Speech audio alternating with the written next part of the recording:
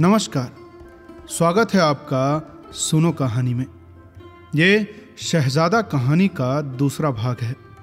आप में से जिसने भी पहला भाग नहीं सुना है, कृपया इसे सुनने से पहले पहला भाग जरूर सुने, उसके बाद ही दूसरे भाग पर आएं। तो चलिए कहानी की ओर चलते हैं। बसंत सिनेमा के बाहर बहुत भीड़ थी। सुधा ने 2 टिकट खरीद लिए और अब वो मोती का इंतजार कर रही थी। उसने एहतियातन आधा पाव चिलगोजे और 1 छटांग किशमिश भी ले ली। सिनेमा देखते देखते उसे खाने का शौक था। 5:45 हो गए, 6 हो गए। पिछले शो के छूटने के बाद लोग चले गए और नए लोग शो देखने के लिए आने लगे, मगर मोती नहीं आया। चारों तरफ रोशनियां थीं, लोगों की भीड़ थी, ख्वांचे वालों की बुलंद आवाजें थीं, तांगे मोटरों और रिक्शाओं का हुजूम था और मोती हुजूम को पसंद नहीं करता था। अब वो उसकी तबीयत समझ गई थी। उसे खामोशी पसंद थी, अंधेरा पसंद था, तन्हाई पसंद थी। मोती बेहद हसास और नफासत पसंद था। 6:15 के करीब वो सिनेमा हॉल में जा बैठी। उसने अपने साथ वाली सीट पर अपना रुमाल रख दिया, चिलगोजों और किशमिश के लिफाफे भी। हौले हौले हॉल भर गया, मगर मोती नहीं आया। जब हॉल की रोशनियां गुल हो गईं और पिक्चर शुरू हो गई, तो सुधा ने मोती का हाथ अपने हाथ पर महसूस किया। वो अंधेरे में आकर चुपके से साथी वाली सीट पर बैठ गया था। सुधा ने उसके हाथ को दबाते हुए कहा, बड़ी राह दिखाते हो। अरे सॉरी ना। मोती के लहजे में बेहद मलामत थी। मैं तुम्हारे लिए चिलगोजे और किशमिश लाई हूं, खाओ। मोती ने किशमिश के चंद दाने उठाकर अपने मुंह में डाल लिए और सुधा मसर्रत का गहरा सांस लेकर तस्वीर देखने में मसरूफ हो गई। अब बातें करने का लम्हा न था। वो महसूस कर सकती थी कि मोती का हाथ उसके हाथ में है। वो उसके साथ कुर्सी पर बैठा है। थोड़ी थोड़ी देर के बाद वो अपना सर उसके शाने पर रख देती। मोती सरगोशी में कहता, अच्छा, मेरे कंधे पर सर रखकर देखने से तुम्हें क्या नजर आता है? अब जाहिर है तस्वीर तो नजर नहीं आती होगी। सुधा ने बड़ी गहरी मसर्रत से कहा, वो तस्वीर नजर आती है जो इस हॉल में बैठा हुआ कोई आदमी नहीं देख सकता। आहिस्ता आहिस्ता हर शख्स ने तब्दीली महसूस की। सुधा की मैली मैली आंखें उजली होती गई, सीने का उभार वाजीह होने लगा, कमर लचकने लगी और चाल में कूल्हों का मुदव्वर बहाव शामिल होता गया। वो दिन ब दिन हसीन व दिलकश होती गई। अब उसके कपड़े इंतहाई साफ सुथरे होते थे कम कीमत के, मगर बेहद उम्दा सिले हुए होते थे। सुधा को यह तौफीक न थी कि वो किसी अच्छे दर्जी के पास जा सके, मगर खुद ही उसने दर्जी का काम सीख लिया था और बहुत कम लड़कियां कटाई और नए लिबास की तराश और डिजाइन में उसका मुकाबला कर सकती थी। मगर उसने कभी किसी को न बताया कि वो ये कपड़े खुद ही अपने हाथ से काट कर तैयार करती है। उसके दफ्तर की जब कोई दूसरी लड़की उसके लिबास की तारीफ करती, तो सुधा झट किसी महंगे दर्जी का नाम बता देती, जहां पे सिर्फ अमीर तरीन फैशनेबल औरतों के कपड़े तैयार होते थे। और ये सुनकर उसके दफ्तर की लड़कियां जलकर खाक हो जाती और सुधा से रश्क और हसद के मिले जुले अंदाज में पूछती, अच्छा ये बता, कैसा है वो तेरा? गोरा रंग है, बाल घुंघरियाले हैं, हंसता है तो मोती झड़ते हैं। सुधा जवाब देती, अच्छा क्या तनख्वाह लेता है? 1200। 1200? लड़कियां चीख कर पूछती, अरे 1200 तो हमारी फर्म के मैनेजर की तनख्वाह है। तो वो भी तो एक फर्म में मैनेजर है। सुधा जवाब देती, अरे हमें दिखाएगी नहीं क्या? बस एक बार दिखा दे, हम देख तो लें कैसा है तुम्हारा वो। दिखा भी दूंगी, कहो तो दफ्तर में बुला के दिखा दूं। यह तो उसने यूं ही कह दिया था, वरना सुधा कहां मोती को दिखाने वाली थी। वो मर जाती मगर अपने मोती को न दिखाती। अब इन लौंडियों का क्या भरोसा। मगर सुधा ने दफ्तर में बुलाने की धमकी इस कामिल एतिमाद से दी कि इसके आगे पूछने की हिम्मत लड़कियों को न हुई और वो जलकर खामोश रह गई। कुछ दिन बाद सुधा का बूढ़ा बाप कुढ़ कुढ़ कर मर गया, क्योंकि सुधा शादी न करती थी और मोहल्ले वाले तरह तरह की बातें बनाते थे। और सुधा का बाप अपनी बेटी को कुछ कह न सकता था, क्योंकि सुधा जवान और बालिग थी और खुद मुख्तार भी थी। यहां खुद मुख्तार का अर्थ है स्वेच्छाचारी, यानी आज की भाषा में इंडिपेंडेंट। अब वो घर में 200 रुपए लाती। सुधा का बाप मर गया और उसके मरने के बाद अगले चंद सालों में ही सुधा के भाइयों की शादियां हो गई और वो लोग अपनी अपनी बीवियों को लेकर अपनी अपनी नौकरी के ठिकानों पर चले गए। इसके बाद उसकी छोटी बहन दीजे की भी शादी हो गई। फिर उसके कुछ ही दिन बाद उसकी मां भी अपनी बड़ी बेटी के कवारेपन के गम में सुलग सुलग कर मर गई और सुधा इस गम में अकेली रह गई। चंद माह के बाद उसने वो घर भी छोड़ दिया और सिविल लाइंस में एक उम्दा मकान की दूसरी मंजिल में 2 कमरे लेकर पेइंग गेस्ट के तौर पर रहने लगी। उसके रहने के हिस्से का दरवाजा अलग से बाहर निकलता था और अब वो अपनी नकल व हरकत में मुकम्मल खुद मुख्तार थी, यानी आने जाने में स्वेच्छाचारी थी। किसी का उस पर कोई दबाव न था। अब वो 35 बरस की हो गई थी, मगर उसे देखकर लगता था कि वो मुश्किल से 30 बरस की होगी। उसके होठों पर हर वक्त मुस्कुराहट खेलती रहती और आंखों में खुशियों के साए नाचते रहते। वो पहले से ज्यादा संजीदा और बावकार हो गई थी और साथ ही साथ वो स्टेनो भी हो गई थी। उसने बीए भी कर लिया था। उसकी तनख्वाह भी बढ़ गई थी और किताबें पढ़ने का शौक भी। अब वो खुशहाल और आरामदेह और सुकून आमेज की जिंदगी बसर कर रही थी। कई साल से वो अपनी मांग में सिंदूर भर रही थी और माथे पर सुहाग की बिंदिया सजाती थी और लोगों को ये तक मालूम न था कि उसकी शादी कहाँ हुई है और कौन उसका खाविंद है। खाविंद यानी पति। मगर लोग इतना जानते थे कि कोई उसका है जिसके साथ वो अपनी शामें गुजारती है। बल्कि लोग तो यहां तक कहते सुने गए कि जो कोई भी है वो उसकी अपनी कुछ वजूह है जिनकी वजह से उन दोनों की शादी नहीं हुई। मगर वे दोनों हर शाम की तन्हाइयों में मिलते हैं और जब दुनिया सो जाती है और जब कोई किसी को नहीं देखता, जब चारों तरफ नींद गालिब आ जाती है, उन गनूदगी से लबरेज लम्हों में कोई सुधा के यहां आता है। हौले से दरवाजा खटखटाता है और खामोशी से अंदर आ जाता है।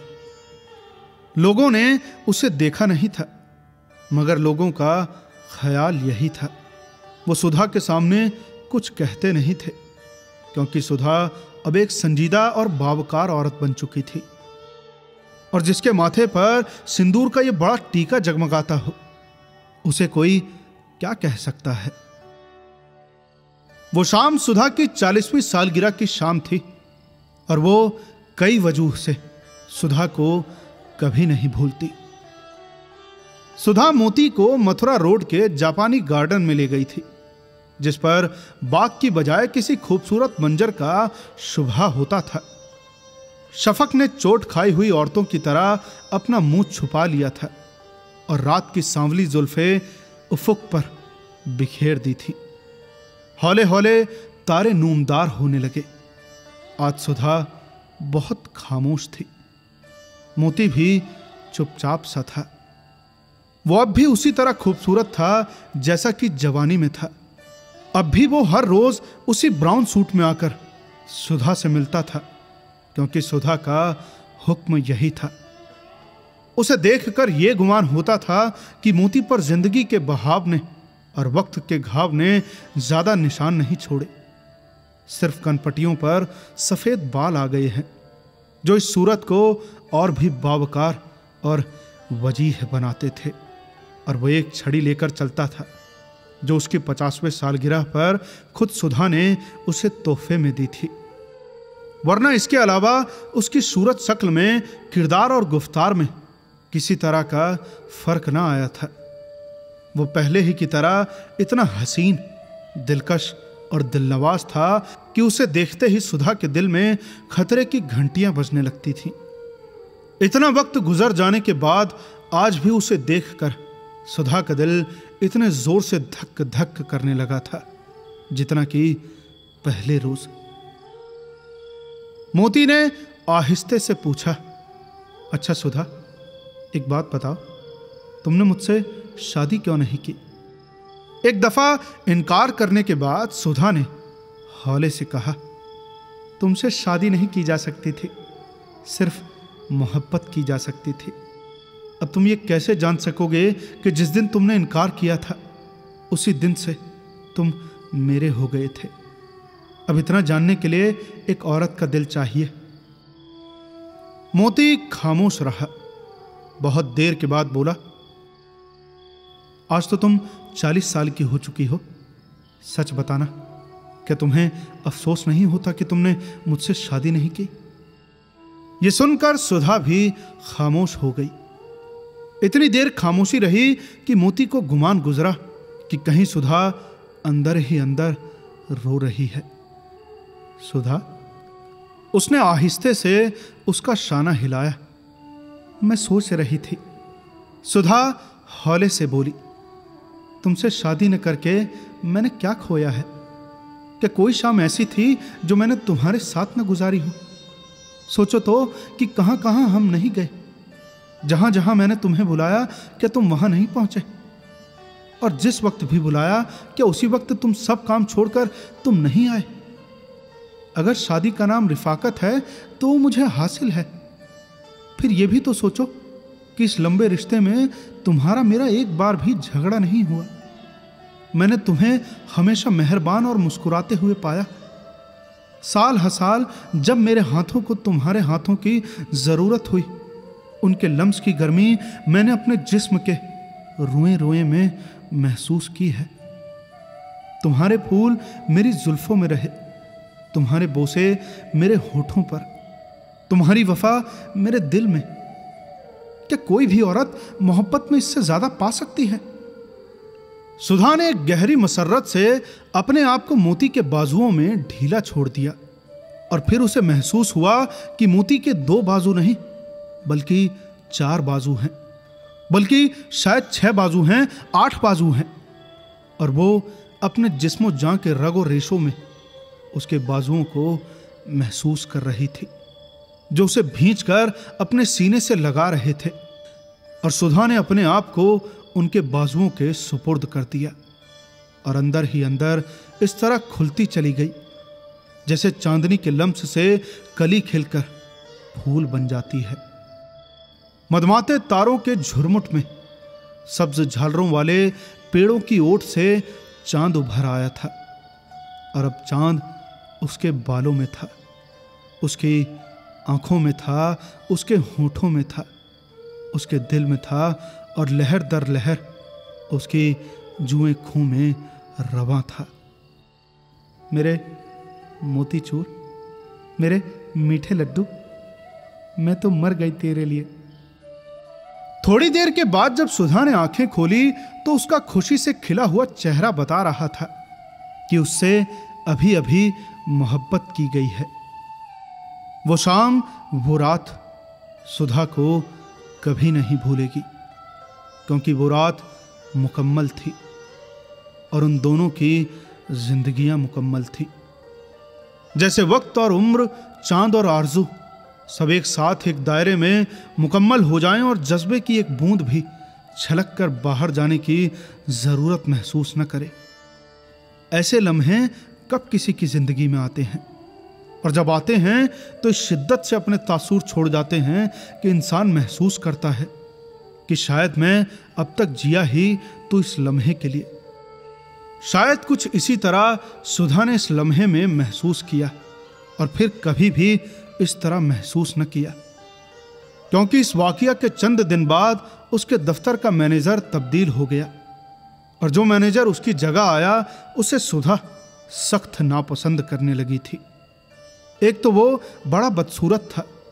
किसी जमाने में उसका रंग गोरा जरूर रहा होगा, मगर अब तो पुराने तांबे का सा था और मोटी नाक पर मुसलसल शराब नोशी से नीली वरीदों का जाल सा फैला था।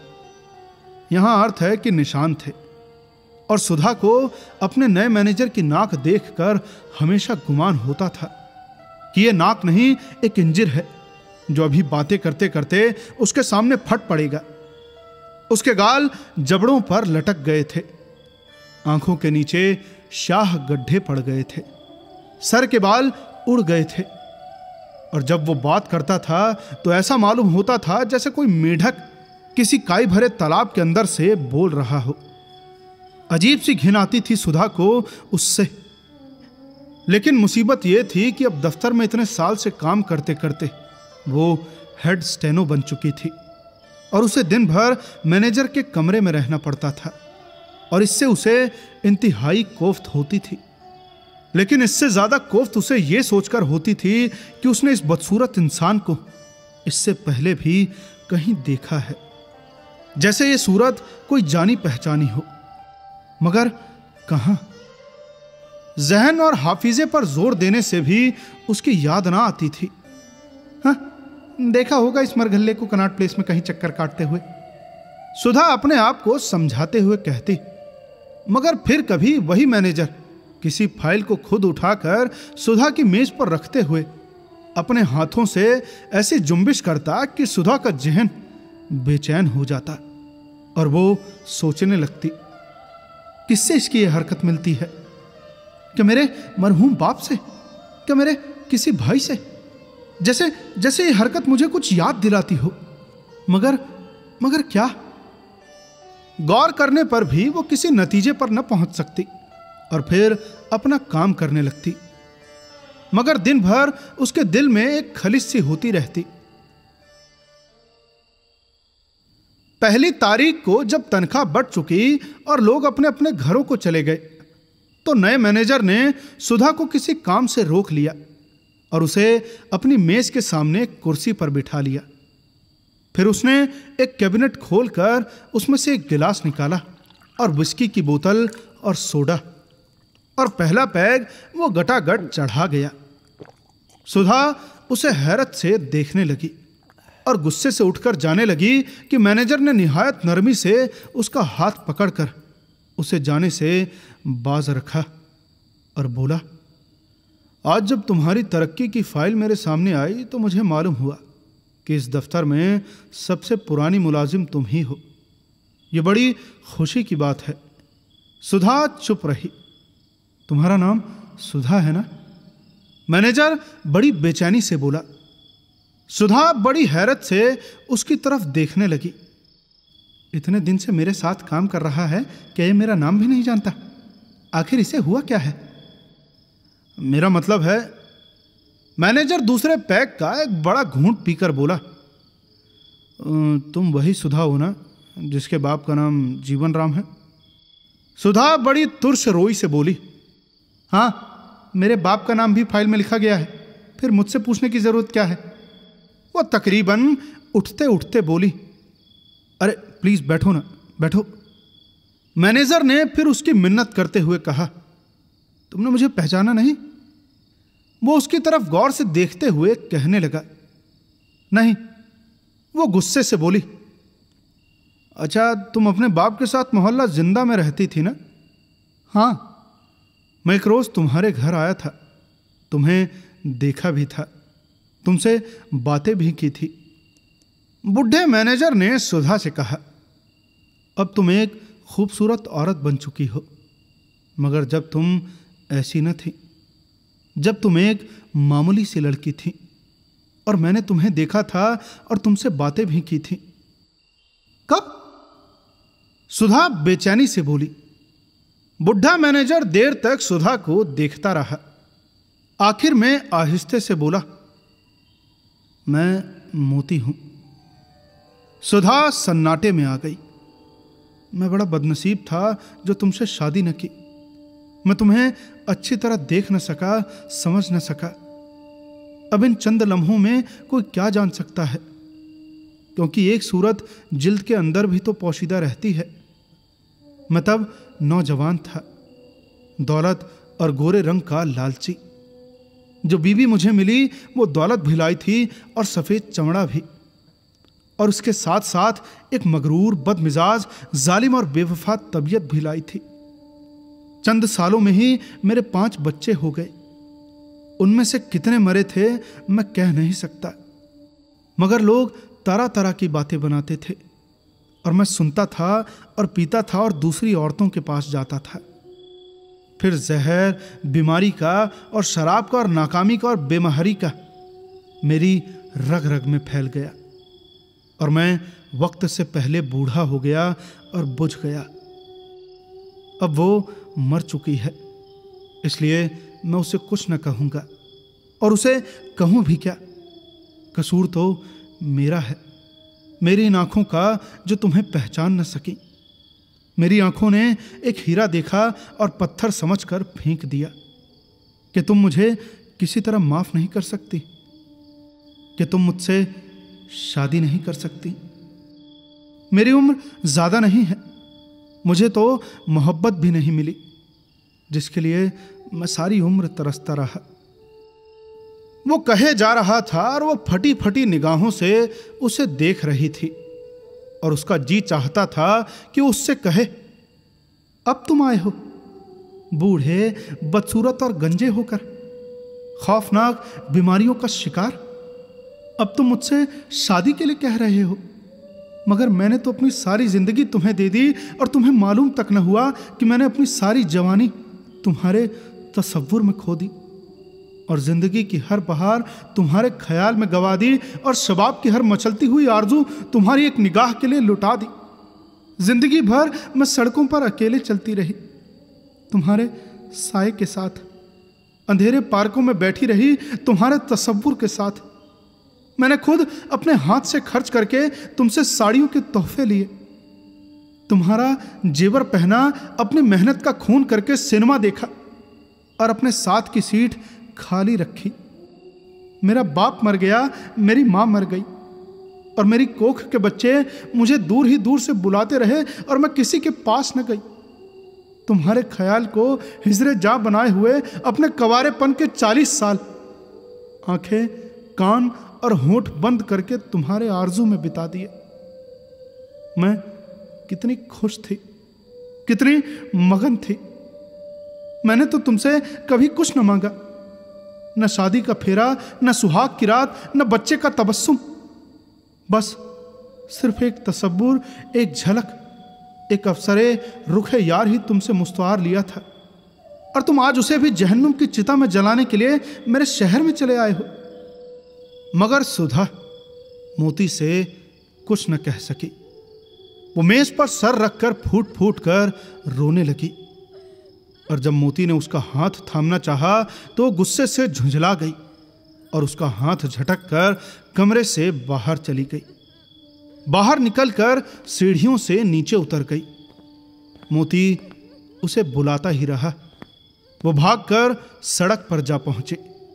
सड़क पर अंधेरा था, मगर फिर भी बिजली की बत्तियों की इतनी रोशनी थी कि लोग उसके आंसू देख लेते।